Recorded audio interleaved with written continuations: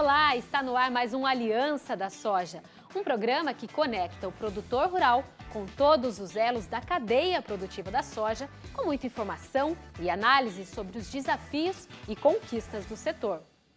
E no programa de hoje vamos falar sobre as principais doenças da cultura da soja.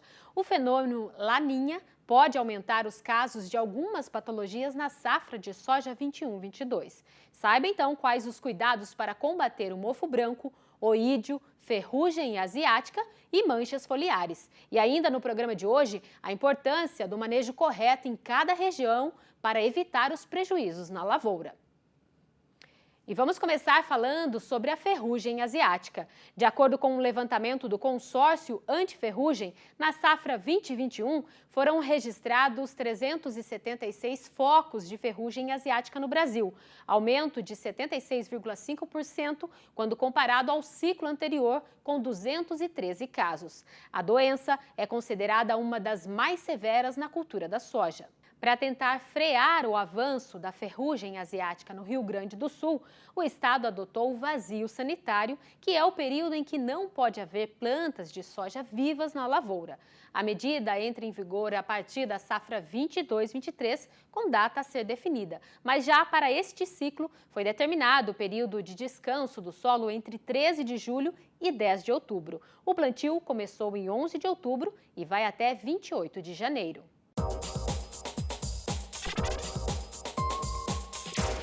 Nesta propriedade, no município de Palmeira das Missões, no norte do Rio Grande do Sul, o plantio começou logo após o vazio sanitário. O planejamento para o controle da ferrugem asiática é feito de forma preventiva. 15 anos atrás, a lavoura sofreu com a doença e foi preciso implantar um manejo diferenciado com rotação de cultura, aplicação eficiente de defensivos agrícolas e semeadura dentro da janela ideal.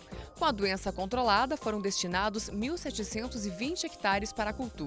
A expectativa para o ciclo 21-22 é manter a média produtiva da temporada passada, com 73 sacas por hectare. E vamos conversar agora, então, com o produtor César Trentin, que já aparece aqui na tela para a gente. César, a gente viu aí dados da sua lavoura que já teve prejuízo através da ferrugem asiática, mas algum manejo foi preciso, né, para poder combater a doença. Essa é uma velha conhecida já dos produtores, a ferrugem asiática. Queria entender como que está o cenário aí na sua propriedade. Seja bem-vindo. No passado nós tivemos problema nos anos 2000 e poucos, né? Tivemos, aquilo veio como um monstro, né? As empresas alegavam que ia ser uma coisa muito de difícil controle. E daí nós fomos fazendo os manejos corretos, desde antecipar as aplicações, fazer em V0, né?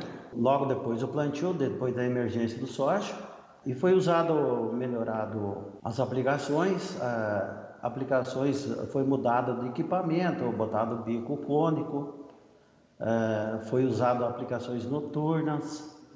E nós, com o tempo assim, não tivemos mais prejuízo com a ferrugem, né? E já existem também algumas cultivares que são inox, né? Que elas aguentam um pouco mais a pressão da ferrugem. Os vazios sanitários ajudou bastante também. Aplicações bem corretas e no momento certo também está dando bom resultado. Tá certo, César. Obrigada pela sua participação aí com a gente. O César trazendo, então, a importância do tratamento preventivo para poder combater a ferrugem asiática. Obrigada. Okay. E apesar da ferrugem asiática ser uma das principais doenças da cultura da soja, outras patologias merecem atenção na lavoura. Uma delas é o oídio. De acordo com o Conselho Permanente de Agrometeorologia Aplicada do Rio Grande do Sul, a probabilidade de formação do Laninha este ano é de 70%, o que pode prejudicar as lavouras. O alerta para os produtores é porque, por conta do Laninha, tem previsão de aumento de oídio já para esta safra 21-22. Então, vamos entender, então, como que isso pode prejudicar o aumento dessa doença. É isso mesmo, Marcelo? O fenômeno Laninha pode trazer um aumento dessa doença nessa safra? Seja bem-vindo. Olá, Flávia. Saudação aí aos amigos produtores. E, de fato, a presença dos fenômenos, né, elas interferem diretamente na habilidade do patógeno de sobreviver e causar alguns danos, né? E nesse cenário de laninha, a nossa expectativa aí, como todo fenômeno, acontece uma temperatura noturna mais baixa, e o oídio é uma das doenças, né, que gostam muito dessa condição de temperatura mais baixa, assim como outras que vamos comentar também. Então, o oídio vai começar a causar aquele micélio branco, aquele tecido branco por cima da folha e atrapalha a área fotossinteticamente da folha. E aí, o que acontece é que a folha começa a cair mais cedo. E uma planta que precisa de folha viva, verde, para fazer fotossíntese enche grão, esse é um prejuízo, especialmente nas cultivares mais precoces, tem sido bastante significativo, especialmente com a presença dessa soja guaxa, por exemplo. Marcelo, para a gente encerrar, o que o produtor deve fazer para evitar essas doenças, né? Qual que é o manejo indicado? Aí a gente tem que fazer uma situação onde eu tenho que pensar o seguinte: se eu pensar em controlar a doença instalada, eu não consigo ter sucesso nenhum, né? Eu preciso trabalhar no ponto de proteger a área foliar da planta. Por quê? Porque aí eu consigo evitar manchas, consigo evitar oídio, consigo evitar a própria ferrugem e a cercóspora que vai aparecer no final. E eu vou ter que fazer essa proteção do início ao fim, porque a gente vai ter cercóspora, porque ele está no solo, um patógeno de solo, né, que permanece no solo. Eu conversei com Marcelo Madalosso, professor em fitopatologia, que trouxe esclarecimento aí para a gente. Muito obrigada pela sua participação, volte mais vezes. E o Aliança da Soja vai para um rápido intervalo e na volta a gente continua falando sobre como combater as principais doenças da cultura da soja. Eu volto já já.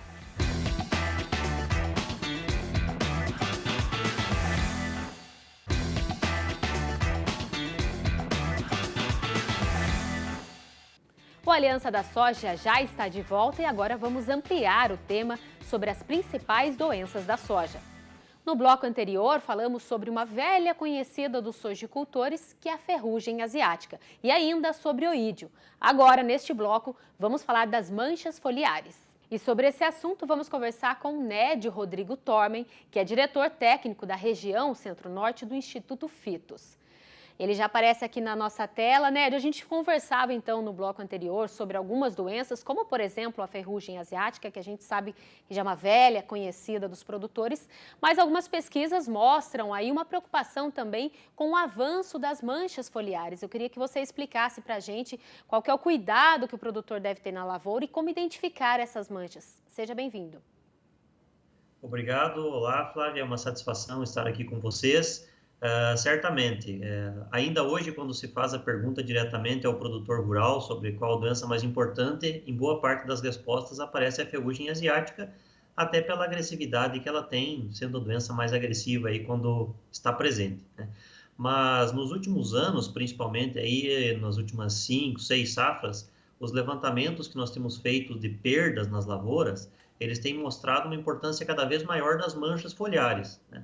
Nós temos aí mancha-alvo e antracnose como doenças já mais tradicionalmente conhecidas pelos produtores, também a mancha parda ou septoriose. E se eu pegar nas últimas 2 ou 3 safras, nós temos observado também a cercóspora com uma presença bastante forte e causando reduções de produtividade aí, chegando no caso aí de cercóspora até 20 sacos por hectare, quando eu considero aí mancha-alvo e antracnose até 25 sacos por hectare pelos dados que nós temos levantado. E agora, pensando na solução, né, o produtor quer trazer aí o que pode ser feito. E aí, qual seria o manejo correto? Quais os principais cuidados? Quando nós consideramos o manejo de manchas foliares, eu acho que um dos principais aspectos é uma mudança de mentalidade do produtor, no sentido que essas doenças elas costumam acontecer desde muito cedo, né?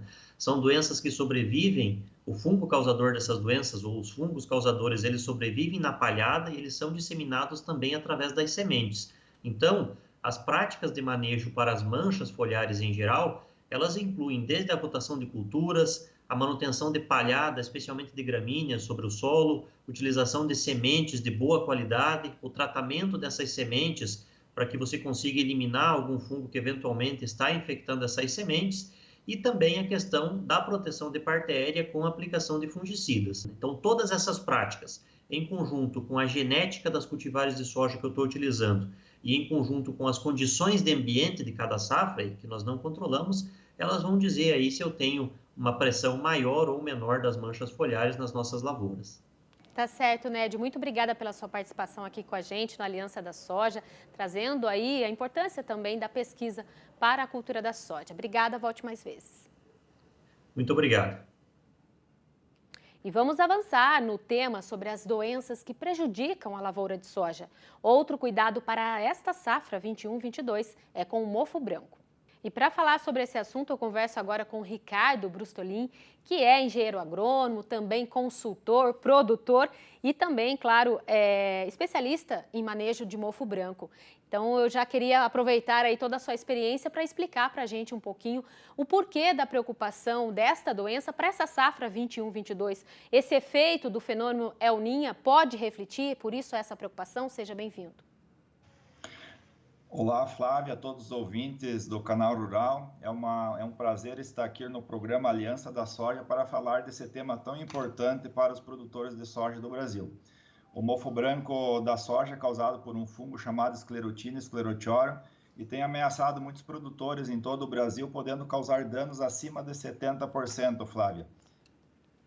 É um dano muito grande, né? 70% pode comprometer toda a renda aí do produtor, além de outros fatores que podem prejudicar a lavoura, como o próprio clima. Então, por isso essa preocupação. Eu queria avançar um pouquinho para a gente entender, né, quais os cuidados com o mofo branco, e porque muitos produtores fazem mix de cultura na lavoura, eu queria entender se isso acaba influenciando também. Perfeito. O mofo branco, na verdade, a cultura da soja, quando ela emerge, ela é bombardeada por diferentes patógenos, como o programa vem falando aí, e uma das grandes ameaças é o mofo branco da soja. O período de predisposição à infecção desta doença na cultura da soja é o período de florescimento. Então, durante esse período de florescimento desta cultura hospedeira, em regiões de altitude maior, acima de 600 metros, 700 metros de altitude em relação ao nível do mar, se ocorrer chuvas frequentes nesse período, pode ocorrer, então, o fungo fechar o seu ciclo.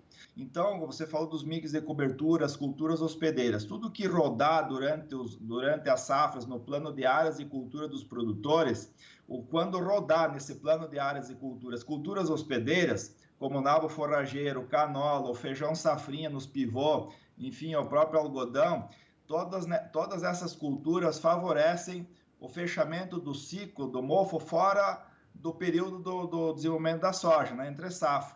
Tomem cuidado, então, na próxima safra, que a previsão, principalmente para o sul do Brasil, é de maior favorabilidade pela predominância do fenômeno climático neutralidade, Laninha em transição aí, que vai trazer temperaturas mais amenas, principalmente aqui para o sul do Brasil, e mais chuva para o cerrado. Ô, Ricardo, nós falamos então, né, como que acontece essa proliferação do mofo branco, e aí em relação aos cuidados, o manejo, o que o produtor pode fazer? Né? Algumas dicas, são muitos os fatores, mas o que ele pode fazer? Perfeito. O produtor deve estar consciente do problema, procurar se existem nas áreas, e como eu falei, nas últimas décadas o mofo aumentou muito. Ele precisa adotar diferentes medidas de controle, porque se ele adotar medidas de controle isoladas, ele não consegue ganhar o jogo contra o mofo branco. Então, ele fazer a rotação e a sucessão com gramínea é extremamente importante para quebrar o ciclo, usar sementes certificadas de alta qualidade, fazer tratamento específico, ajustar as cultivares de soja para desfavorecer o fungo, o uso dos agentes biológicos, que é uma ferramenta que cresce, mas deve ser bem administrada pelo produtor com conhecimento. E resumindo, né, a última medida de controle seria o uso dos fungicidas, que aí tem vários detalhes para cuidar, para posicionar corretamente e personalizar de acordo com cada situação de lavoura. Tá certo, Ricardo. Muito obrigada pela sua participação aqui com a gente no Aliança da Soja. Obrigada. Obrigado, uma boa safra a todos. Tchau. Importante aí o alerta feito pelo Ricardo Brustolin, e você pode rever o programa de hoje trazendo todas essas dicas para combate às principais doenças da soja no site e também nas redes sociais do Canal Rural. E o Aliança da Soja de hoje fica por aqui. Como eu falei, você pode acompanhar a gente nas redes sociais. E olha só, temos um encontro marcado na próxima segunda-feira, às 1h35 da tarde. Eu vou esperar você, hein? Tchau, tchau!